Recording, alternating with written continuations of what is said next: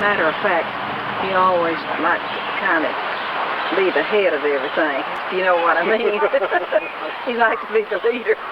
Ned got to Nashville, and he was persuaded to leave private life. Well, here he went to Nashville. There were a lot of problems there that people were kind of standing back from. Well, he's been going ever since. He doesn't know how to stop until the job is done. His leadership is as down to earth as Cold Corner and as solid as the Rock of Gibraltar. Ned, we honor you tonight. I serve notice on him today. I'm going to win the primary. I'm going to reach out for those independents, and we're going to unite the Democratic Party and go forward with independents in Tennessee and some disgruntled Republicans, and we're going to win November.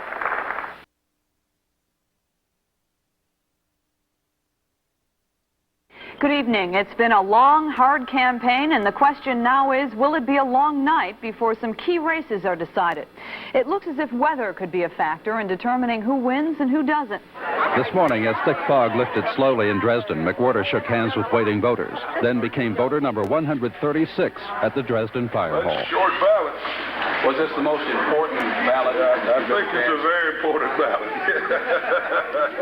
McWherter says, win or lose, he plans to spend tomorrow on the farm in Weakley County to rest.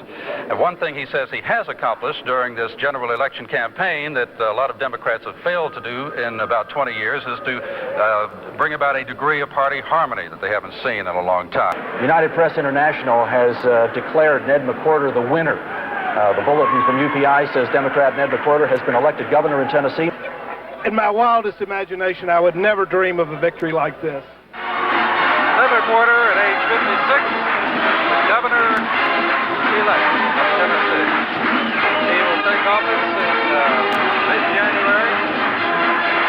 And obviously, all of the supporters are ecstatic. This is the first Democratic governor in 1974. Ladies and gentlemen, my name is Ned McWherter, and I'm the governor-elect of Tennessee. I promised you I would be a first-day governor. Ladies and gentlemen, swear me in at 10 o'clock in the morning. Give me a cup of coffee and 4 vanilla wafers, and I'll be ready to go to work. Thank you. Thank you. Thank you.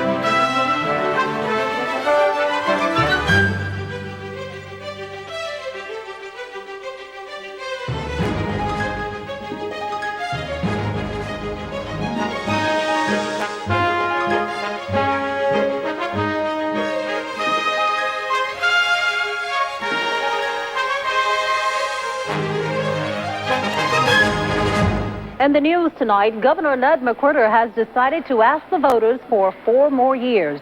He says he will make a formal announcement next year. Today, he ended months of speculation by saying at Christmas he was going to be a one-term governor. But now he has a different plan. I just made up my mind I'll be 60 years old, and I'm going to retire and play with my grandchildren and ride my horses, kick my cows in the rear, do as I please. But I changed my mind. I'm going to run now, and I'm ready to take on all comers. It's official now. Governor Ned McWherter will run again. He wants to continue as Tennessee's chief executive. Tiny infants getting the special care they need to grow up strong and healthy. A family realizing their dream of owning a home. A teacher goes back to the classroom to learn new skills. A river finally being reclaimed from polluters. A rural county that some had written off gets new jobs and new hope. A father learning to read so he can share a favorite book with his daughter. Prisoners paying for their crimes and learning discipline at the same time. Children all over Tennessee learning in ways their parents never imagined. Good things are happening in Tennessee because of the spirit of our people and the leadership of our governor, Ned McWherter. McWherter's different from a lot of politicians, not just for the size of his frame, but for the size of his heart. He came up the hard way and wants others to have the opportunities he never did. His record speaks for itself. Over 90,000 new jobs and an increase in business expansion that's the largest in our history. Raising teacher salaries, reducing class size, and an education reform plan to make learning exciting and schools accountable. Healthier babies. Our infant mortality is down almost 10%. Low-cost mortgages helping 12,000 families buy their first home. The largest road program in history. And a 95-county jobs plan to help all of Tennessee grow. And with tough modern management, Ned McWherter's balanced our budget and reduced the number of state employees. Now McWherter's running for re-election. Not for his ego or for publicity, but to keep a promise. To improve education even further, so that schools give our children the learning and skills they'll need in Tennessee's future. As the governor puts it, the next 4 years are for the kids. McWherter, governor. And which I am about to assume. So help me God. So help me God. Thank you, Mr. Chief Justice. Thank you. I appreciate you being here. After 26 years, the time has come for me to stand on the hill and reflect a final time about what our brief stay in this government will mean to our children and our children's children. It is time now to come down from the hill and to pass the torch to a new governor who will lead our state in a future that my parents would have never imagined. Thank you, ladies and gentlemen, and God bless each of you.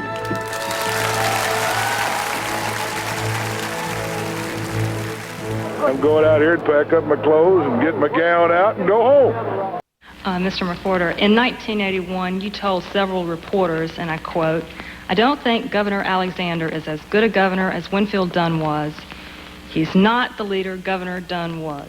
And you've called Lamar Alexander a good governor and a breath of fresh air. My question is, if Governor Dunn is that wonderful, why shouldn't everybody just vote for him? Well, you know, Winfield is a gentleman and a good friend of mine. I served under Winfield Dunn. I served under Lamar Alexander. The first 4 years of Lamar Alexander's gubernatorialship, he didn't do anything. Winfield was better. The last 4 years of Alexander's administration has been one of the greatest, most progressive that I've worked with, and I'm proud to have been a part of the momentum we're building up in Tennessee. So Winfield beat Lamar the first 4 years. Lamar beats the socks off of Winfield his last 4 years. Mr. Dunn, you may respond. Well, that just goes to show you what I can do if I get another 4 years, since I've only had 4. I voted for better schools in Tennessee. I voted for the education program. I know how to make the career ladder work. I'm going to make the Better Schools program better. But I want to reach out and get these boys and girls that are dropping out of school and recommit ourselves to a vocational program in Tennessee. Just teach them how to make a living. And I've advocated that we have a volunteer Tennessee Peace Corps to teach the illiterate in Tennessee just simply how to read and write. And the road program. We'll be able to build this road program and start the construction the next 4 years, and I want to take it and develop job corridors in Tennessee. That's what we talked about when we passed it together. I want to develop those corridors. I want to open up communities, bring jobs to communities. I want to take the venture capital fund we passed and develop a new, innovative incentive concept to bring jobs into communities that have double-digit unemployment and are highly depressed. I think that Tennessee is really moving forward. I'm proud to have been a part of the progress, General Assembly and the administration the last 4 years. I feel good about Tennessee. Tennesseans feel good about themselves. I ask you tonight to vote for me for governor. I want to be governor. I know how to be governor. I know what needs to be done. And ladies and gentlemen, let me say this. Working together in Tennessee, I believe the best is yet to come. Thank you. I'm proud to have Ned McWherter as one of my constituents. I'm honored to be his subject, too, now that he's our governor. This must be a big day for you and for actually everyone in Weakley County. It was an exciting day for me, and I know for all of the folks in Weakley and Carroll County and throughout Tennessee. We're awfully proud of Ned. Ned McWherter is our kind of a man. From one end of the state to the other, he's an everyday man. He's a man who'll know you, he'll meet you, he won't forget you, and he'll do everything he ever can to help you, you know? But what kind of governor would he make? He'd make the best Tennessee ever had. McWherter campaigned mostly with Tennessee's working people, saying he shared common values with them, honesty and hard work, and it paid off. This is the greatest night in the history of my life, and I want this night to be dedicated to my mother. And ladies and gentlemen, I said I will never compromise my commitment to the working men and women across the state of Tennessee.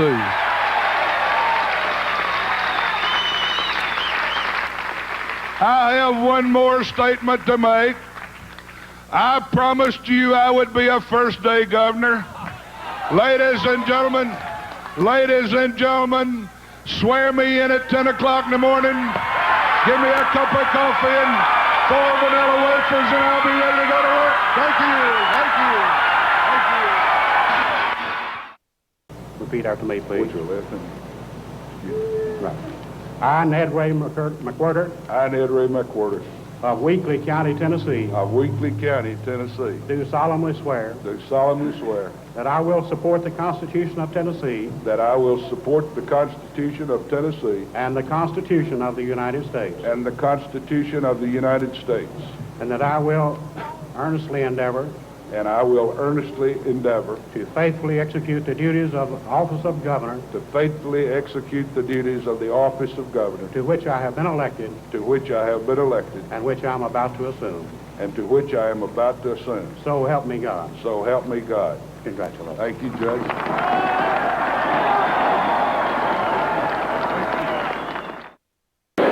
Ned McWherter has served his 2 terms, and his place in history is assured. The official likeness now hangs in the state capitol, the smile the only indication of his 8 progressive years.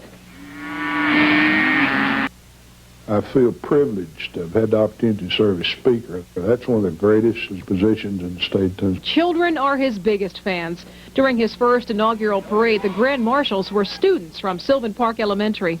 About Christmas time, I think they think I look like Santa Claus, but the rest of the time they just kind of think I'm a teddy bear, and they love on me and I like it.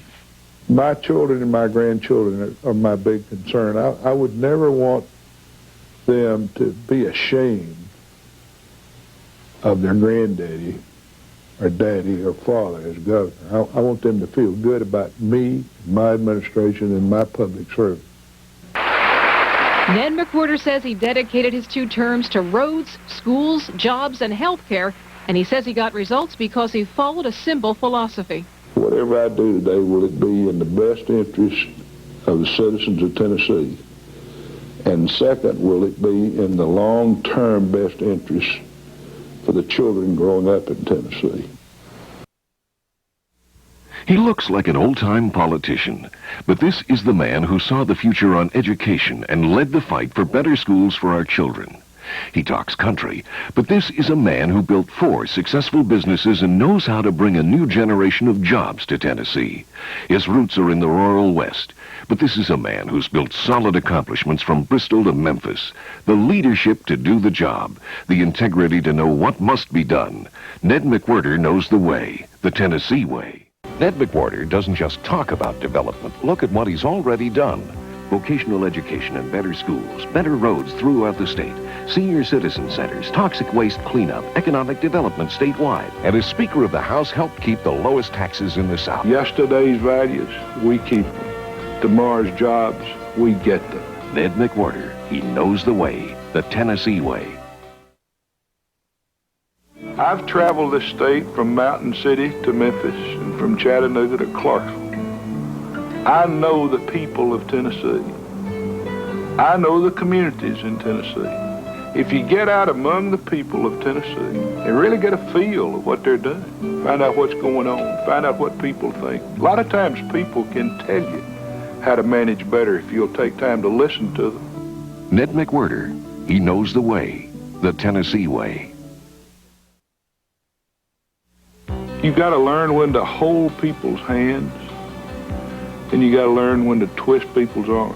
That's what it took to open up state government over the special interests, to push through vocational education over a governor's veto, to save the toughest drunk driving law in the country. It takes leadership, toughness, integrity. When I know and believe in a cause, I'll support it, and I'll pass it. It takes Ned McWherter, the Tennessee way. Ned McWherter in the early 70s saw the future on the educational needs of Tennessee. House Speaker Ned McWherter not only saw the future, he began to build it with vocational training in all 95 counties and better schools for our children. Some people talk about new ideas. The difference is Ned McWherter makes them happen. Education's the key to growth of the future, and the future is what we're talking about. Ned McWherter, he knows the way, the Tennessee way. I'm a Tennessean from the bottom of my feet to the top of my head. I'm Tennessee born and Tennessee made. He knows this state. He knows our values. I've traveled this state from Mountain City to Memphis and from Chattanooga to Clarksville. I know the people of Tennessee. I know the communities in Tennessee. And I love this state, and I love the people in this state. Ned McWherter, he knows the way, the Tennessee way. One of the highlights of my life was serving in the cabinet of Governor Ned Ray McWherter, being a member of the administration that was the best managed state government in America. That's the pinnacle of my professional career. No matter how high Ned McWherter rose, he never lost touch with the people of Tennessee. The best way to measure the result of his efforts is the same way Ned McWherter himself measured them, by the difference they made in the lives of real Tennesseans. Back in 1986,